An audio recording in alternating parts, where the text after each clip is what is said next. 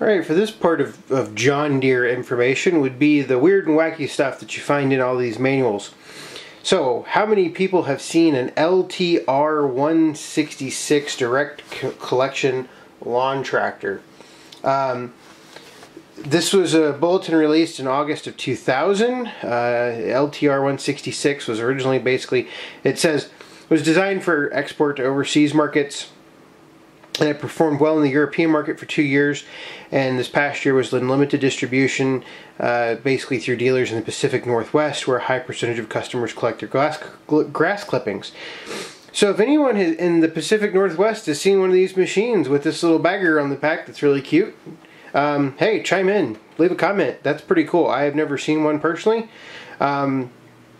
Basically, it's on a LT166 chassis or frame. 16 horsepower V-twin air-cooled engine, turning radius, all the specs of the LT166. But this is kind of cool. Going through this manual, I'm going to select a couple things that we'll talk about. But this is the first one that I came to, an LTR 166, and you can even see right there, and I'll zoom in. LTR 166 right there. So, kind of a cool little unit. If you've seen one, leave a comment. I've never seen one. So I will have to apologize. Sometime a while back, and I cannot remember where, somebody asked me, I've actually shown this bulletin before, but somebody asked me to go over it again, or get a picture of it, get some better pictures of it. Nothing all that uncommon about the Curtis cabs and the Cozy cabs for the X Series. What is interesting is this cab right here, the soft-sided cab for the X 4-5, 5-5 tractors. This cab, it had to have been early, basically conversion from a 4-5 machine, 455 or so. Because if you look, all this is clear right here. It's all clear. Very interesting cab design. I have never seen one like that. It was actually, I had never noticed it until somebody pointed it out in one of the videos, and I really cannot, I will have to apologize if you're watching this video and you're the one that asked. I really do apologize. I know somebody had asked for it and life got busy and I never got a picture of it, but there it is. I'll even zoom in on it so we can kind of look at it a little bit. But you can see that's what the Curtis cabs originally looked like for the X Series. So kind of interesting that they changed the final design on it, but yeah, so there's that picture. And our last little tidbit of knowledge for the evening, or whenever you're watching this video, is this service information bulletin. I read through this and I kind of chuckled a little bit. So, slow hydraulic drive, loss of or poor hydraulics.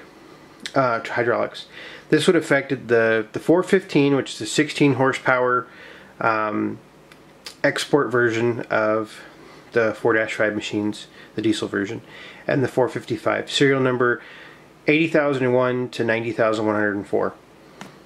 Complaint: unit has slow hydraulic drive, loss of hydraulics or poor hydraulics, cut quality may be affected, and unit may have chirping sounds, vibrations, and or blow smoke out of the crankcase breather. Situation: cap screw on the tapered crankshaft sheave and crankshaft not properly tightened. This may cause hub to slip under high acceleration and with extreme hydraulic transmission loading, resulting in poor slow hydraulics. So the solution: remove the deck and from the inside of the tractor, pull the 3 bolts, drive shaft, rubber isolators, etc. Pull the drive shaft down to where you can get to the crankshaft pulley cap screw. Inspect crankshaft. If pulley has not spun on crankshaft, skip to step 9. Good. Step number 5. Apply valve grinding compound to taper surface. Step number 6. Rotate pulley on crankshaft taper, applying light pressure on pulley. 7. Lap parts until there's good metal-to-metal contact between tapers. Step 8. Clean off lapping compound before installing thread lock. Step 9. apply medium strength thread lock retaining compound to taper surface. 10, tighten pulley cap screw to 85 foot-pounds of torque. 11 is install the drive staff, and then 12 is install the deck. Approximate repair time 1 hour. If crankshaft is scored beyond repair, replace crankshaft or short block. That would scare me right there. So, if you have a serial number 80,000 to 90,104 and you have poor hydraulic performance, that could be it. I want to know how they isolated it to those serial numbers. Obviously, there's a reason they could isolate it, but kind of an interesting little tidbit there. So those are the 3 for this video, and hopefully this will be the last one of these videos, and I'll get back to the 318, and we can go back to work in the shop.